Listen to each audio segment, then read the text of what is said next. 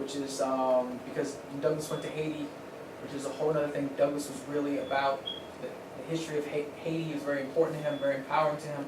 And so downstairs is kind of more tropical Haitian themed wallpaper, and upstairs you have this wallpaper.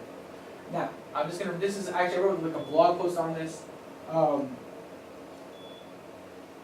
There are people that speculate that Douglass was a Prince Hall Mason, which is a fraternal organization. I don't think that Douglass was a Prince Hall Mason.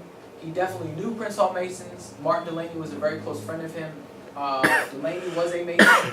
And there's a little bit of like debate or speculation, because there's a photo from a funeral of one of Douglass's grandchildren. Douglass had 21 grandchildren, and a lot of them unfortunately died at a very early age. In 1 week while he was in Washington, 2 of his grandchildren died in 1 week. And there's a photo in the house of one of the funerals, and there are essentially people in robes, which is believed that they were Prince Hall Masons, and it's, fraternal practice to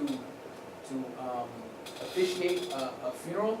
And the thought is basically that if Douglass was not a Prince Hall Mason or not in some way affiliated with the Prince Hall Masons, he would not have wanted these representatives at his grandson's funeral. But that's a lot of speculation, but it's just interesting because the stuff is there. So with that said,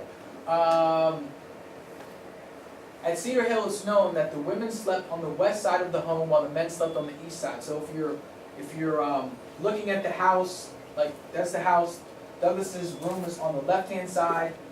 His brother who died at Cedar Hill, his room was behind Douglass, and his first wife and second wife slept on the right-hand side of the house, and that's kind of like a fraternal practice.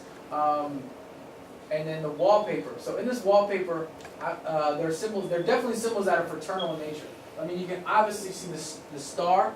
And while taking the tour of the house, my friend William, who's, like I said, he's a proud member of the Moorish Science Temple, he said without any hesitation, I mean, just like he stated this very authoritatively, that he sees the star and crescent in this wallpaper.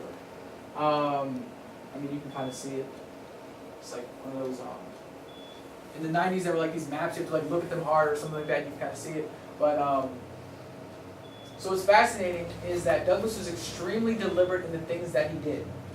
So the design of this wallpaper was not something that he chose like casually. It was extremely deliberate. He knew what he was doing.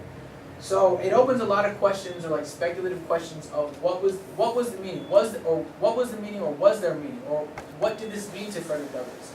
So going back to the Prince Hall Masons, I don't believe that Douglass was a Prince Hall Mason, and actually he wrote in the North Star a couple different times that Douglass was actually critical of fraternal organizations. Basically, he thought that fraternal organizations should kind of do different work, that they should not be necessarily like kind of social gatherings, that they should kind of get out in the community and do work. And Douglass essentially said that he was too busy, or there were too many problems for him to be involved in a fraternal organization. So, now you might disagree with that, but that was just that's kind of what Douglass said.